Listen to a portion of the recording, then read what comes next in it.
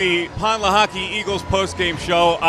To say that fans and all of us are gutted would be an understatement. A very shocking development here as the Eagles lose the game 38-35, a game they look to have in control, and it just did not work out for the Eagles today as they allow Patrick Mahomes to get off the mat. It looked like he was down and out. He comes back, and the Kansas City Chiefs get 4 possessions, score on all of them with 3 touchdowns. And the guys, I don't know what to say. I'm like Mr. Nelly says, Derek Gunn and Seth Joyner. I'm stunned right now. I really am. And you got to look at the Eagles' defense that let them down in the second half. They look to have the game under control with a 24-14 halftime lead, and really never got the offense going in the second half, and their defense allowed a quarterback who looked like he was finished to come back and win the game. Man, there's no way Patrick Mahomes was that hurt. When you looked at how he was grimacing after he got that ankle twisted near the first half, we're both sitting there going, I don't think he's coming back in the second half, man. But he played on that gimpy ankle against Cincinnati. He made big plays with his legs and his arms against Cincinnati. He turns around and does the same thing in this game. But Seth, the biggest turning point for me is this. Kansas City, with their young secondary, they played man coverage all game. They took their lumps. They got beat. They took their lumps. I don't know what Jonathan Gannon was doing with this, because in the second half in particular, you know what this reminded me of? 2018, when Jim Schwartz's defensive backs were leaving receivers wide open in the field. Same thing happens in this game. The difference is this time they couldn't recover from this. I don't know. You got Pro Bowlers all over that defense in the backfield, and you giving these guys that much respect. There was no Tyreek Hill on this field. We're talking about Juju Smith-Schuster, McKinnon, okay, Valdez-Scantling, decent receivers, Kadarius Toney, not burners, and he's giving these guys this kind of cushion. And then you saw DBs nowhere near receivers, man. I really feel bad for these players. I really do, because this is a golden opportunity that just got wasted. It really got wasted in the second half of this football game. Nick Sirianni and his staff literally got outcoached. No question. And everyone all season long wanted to jump on the fact that I talked about pressure and I talked about bringing some blitzes every once in a while. The thing about blitzing is you can't not do it and say it's not part of our DNA, right, and then get in the game and then do it. Because what winds up happening is every time that they ran a blitz today, they got hurt by it. That's and right. they didn't get hurt by it because, they failed to get there. They got hurt by it because the technique was flawed. Yep. The same exact play that Darius Slay got beat by. Worrying about the motion going across the formation is the same exact play on the other side that Avonte Maddox got beat on. Right. Now, when you man-to-man, that's your man. Yes. Okay? When they motion to bunch, you're conversating with the guy next to you about your combo coverage. But to drop coverage on guys both times like that, and then, you got Patrick Mahomes that can't move, and you never heat him up. You know that Andy Reid has had problems. They only rushed for 39 yards in their entire first half.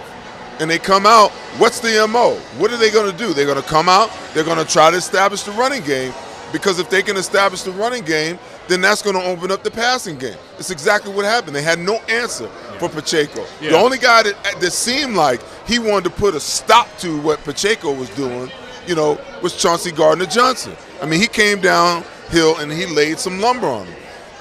What happened to the offense in the second half?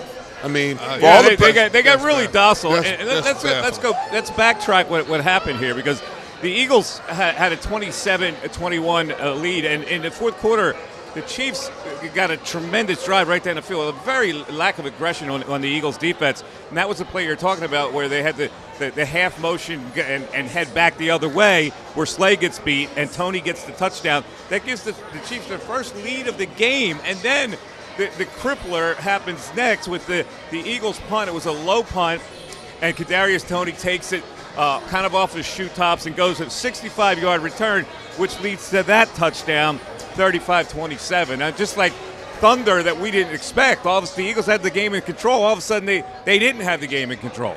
Like Seth said, Eagles coaching staff got out-coached in that second half. The thing that really sticks in my craw is how much respect the Darius Slaves, the James Bradberrys, the C.J. Gardner-Johnson, the Avonte Maddoxes were paying these receivers that kind of respect. There was too much open space between receivers and the ball getting caught in the second half. You want to know what the equalizer is? The equalizer is, and this is why I talk about pressure being a big part of what you do defensively. You are going to have games where you're just not going to get home. Yes. And you got to be creative enough to bring some different things to be able to get home. Yes. How many times did they sack Patrick Mahomes today? How many times was Patrick Mahomes under duress? Okay? Maybe 6. So if that's the way the game is going, then you have to turn up your blitz package in situations that warrants and allows you to come after the quarterback. Okay? You know, you can't blame the coverage, because I think they played coverage the same way they played coverage all year long. The difference today was they didn't get 5 or 6 sacks in this game. No. Because they couldn't come anywhere close to Patrick Mahomes. And the Foxy thing, you talk about being out-foxed, okay? They killed you with Travis Kelce in the first half. Yes. And then they came back and they killed you with Juju Smith-Schuster. Yes. And Kadarius Toney yes. in the second half. And you had no adjustment in the second half, and you had no answer in the first half as they kept it close with Travis Kelce. I mean, we talked about it in the pregame, D-Gun. What are the multiple ways that you're going to be able to stop Kelce? You cannot just you cannot landmark drop in the National Football League anymore and think that you're going to stop these tight ends that are getting free releases. And these routes are designed to pull you one way so that they can hit, you know, the zone where you vacate. No, you got to understand numbers. If I'm T.J. Edwards and I got 3 receivers to my side and I drop into my zone, I don't care what combination they run.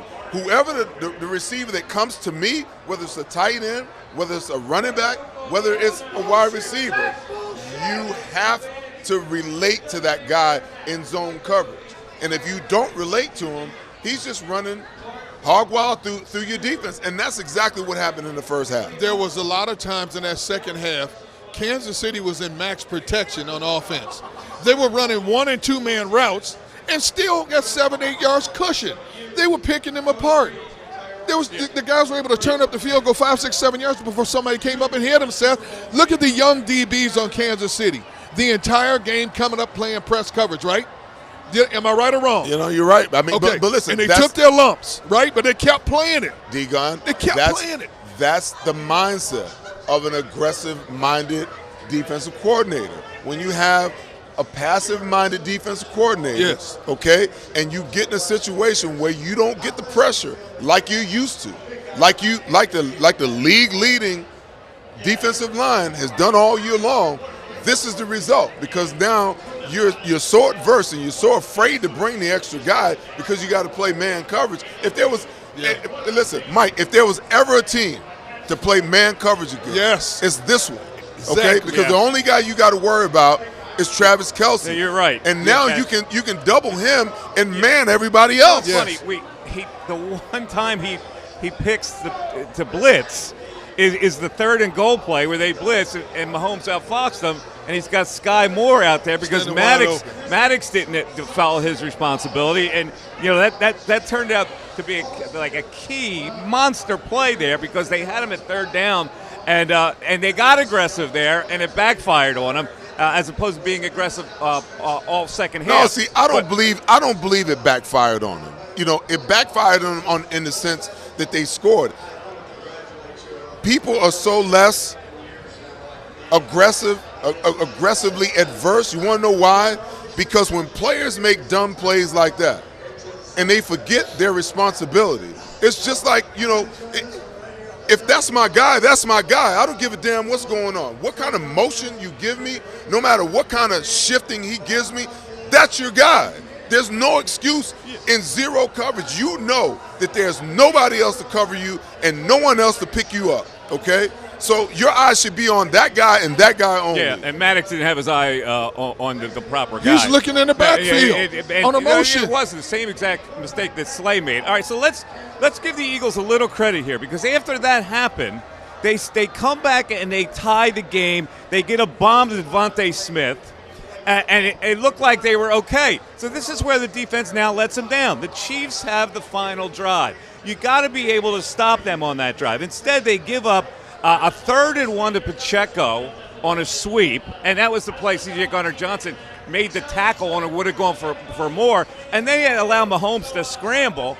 You know, a limping quarterback, he scrambles for 26 yards, would push him in that situation, and then McKinnon, D, was smart enough not to score that touchdown. The Eagles wanted him to score so they can get the ball back. He goes down at the 1, and that allowed them to set up that game-winning field goal. The best play of the game was McKinnon, who could have walked into the end zone and sat down at the 2-yard line.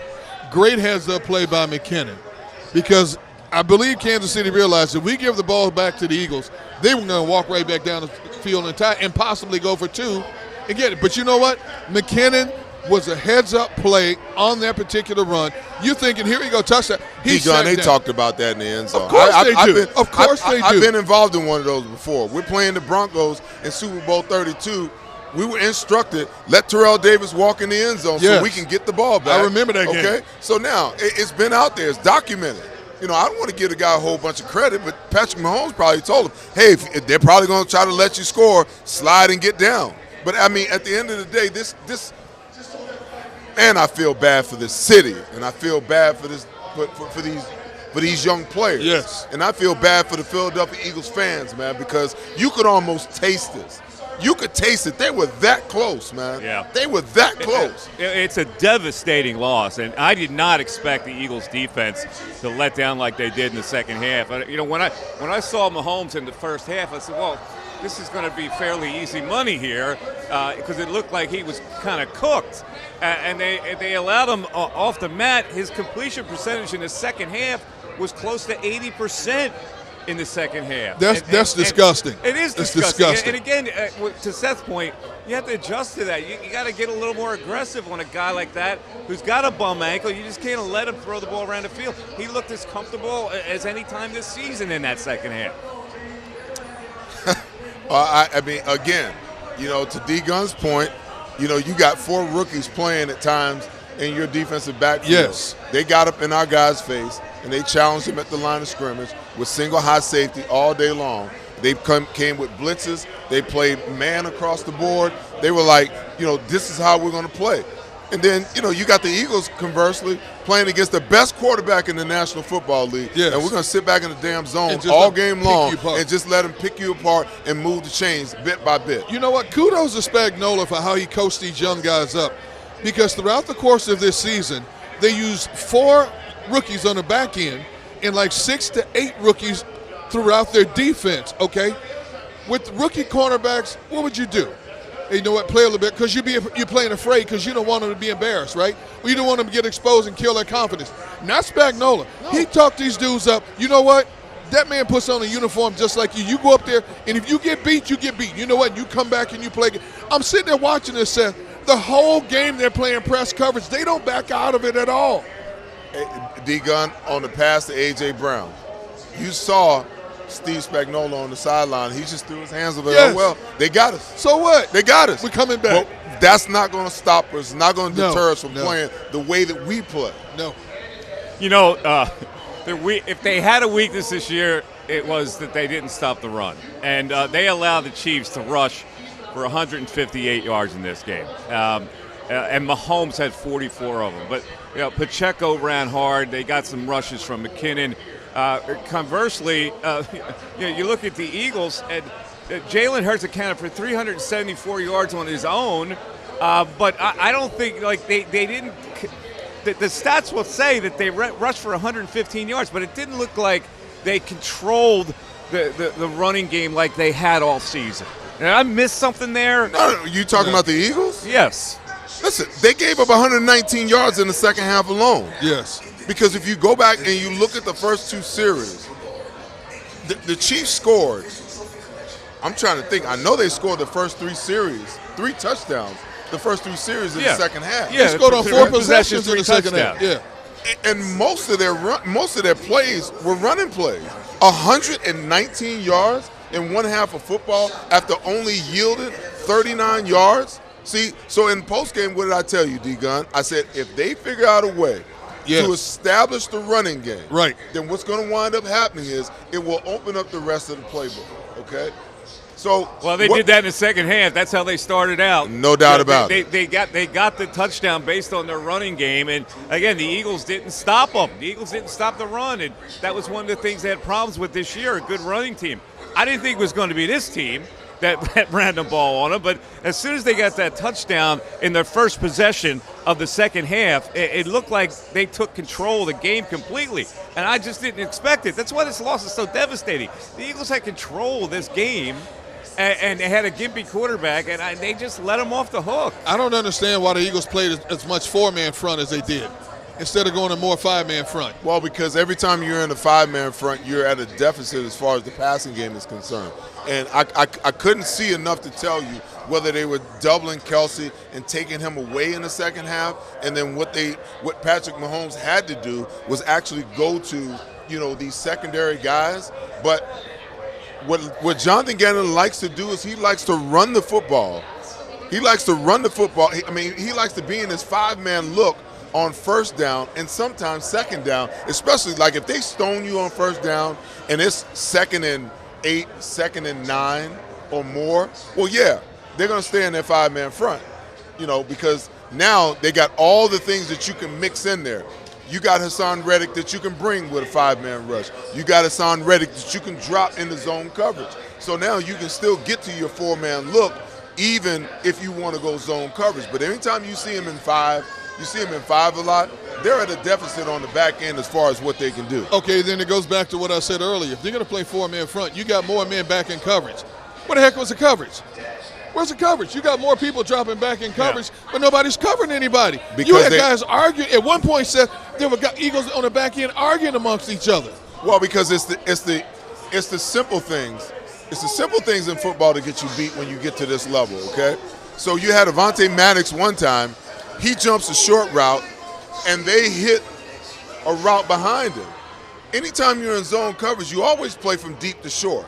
So you always try to take away the deep route, and then what you try to do is you try to come up and you stop, you want to break up on the route. Well, when you're having these little miscommunications and you're having, these mistakes in a game of this magnitude, it becomes huge. And I'll tell you what another key moment of this game was, guys. And the Chiefs held the Eagles to a field goal after they scored that first touchdown, their first possession.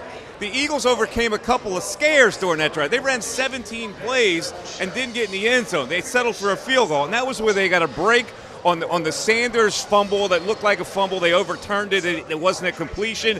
And then there was the 3rd and 14th throw to Goddard, which was reviewed over and over. It turned out that he did make the reception. They had all the momentum to score a touchdown on that drive, and the Chiefs held them to a 33-yard field goal. Ran 17 plays, couldn't get a touchdown to counter what the Chiefs did. I thought it was a big turnaround.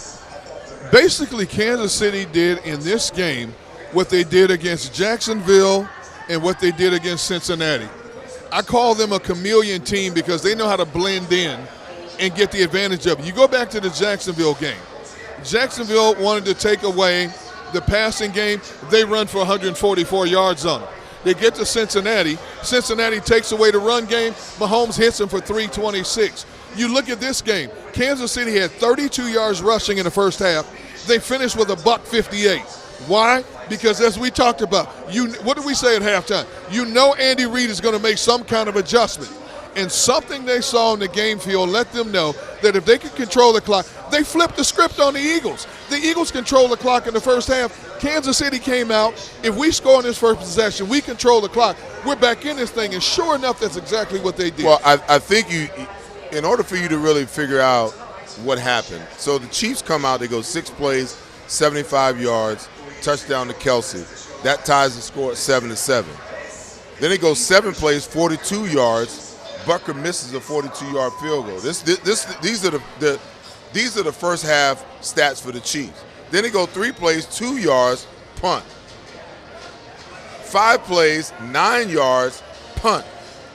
And the whole time, the Eagles have got, are just running roughshod over. Time of possession was 21-7. Absolutely. Unbelievable. In the first half. Unbelievable. So then you go in at halftime, and the mindset has to be, guys, we haven't done anything. And we have the wherewithal. We got the quarterback, the tight end, and the players to do something, but we haven't done anything.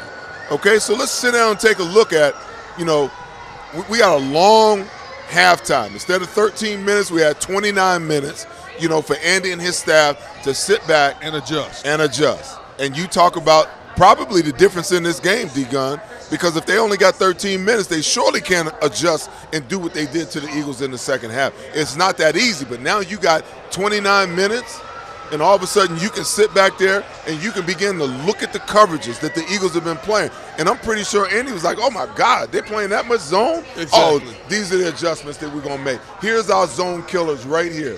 When they're in man and they come with a blitz, which is very rare, this is what we're going to do. Because anytime that you send motion, they're trying to communicate to the other side. Like Greg Olsen said, a cornerback's worst nightmare is motion across and zero coverage, and there's nobody over there to pick him up where he can rotate with the safety.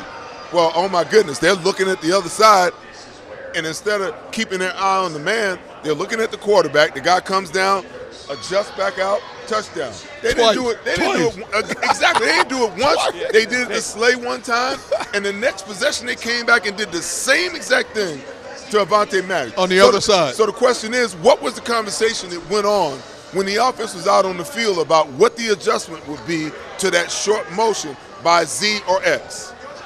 Look, they had never seen that before, the way they played both those plays. And here's the other thing. They gave him a touchdown. They gave him a turnover touchdown. And they came right back on that next drive. They converted 2 4th downs on that next drive and made a couple of big plays to go up 21-14 to take control of the game again. This is why this loss is so perplexing to me. They had control of this game, and they allowed it to slip through their fingers and go into halftime with a 24-14 lead, wedging another 3 points in before halftime, and looked like they had it totally in control.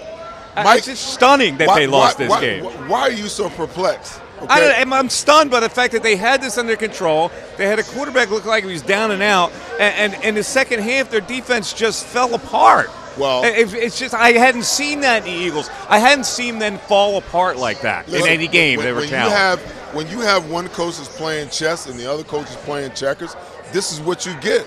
And what you did not have in the second half that you had in the first half is what the Eagles have been consisting of all season long.